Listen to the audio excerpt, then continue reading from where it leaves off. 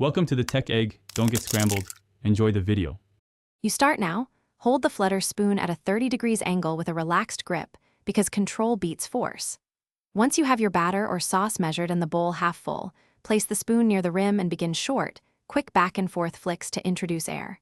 You do this to create lightness without overmixing. The spoon's shape shears and folds simultaneously. Make sure to keep motions small and consistent so you don't splatter or deflate the mixture. Once done with the initial rhythm, increase the flick amplitude gradually to build volume while monitoring texture, because too much speed tears gluten and ruins lightness. You should rotate the bowl every 6 to 8 flicks to distribute air evenly, and vary wrist motion to combine folding with agitation.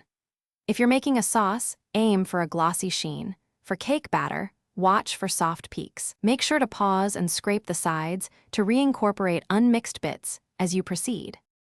To finish, slow your flicks and use gentle smoothing passes to level the top. This preserves aeration while creating a uniform surface.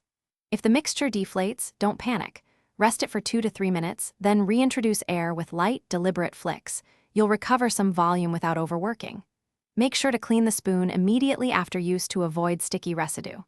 One key troubleshooting tip: if you see large air pockets, switch to smaller, quicker flicks to break them down evenly. Thanks for watching. Consider subscribing if I helped unscramble your problems.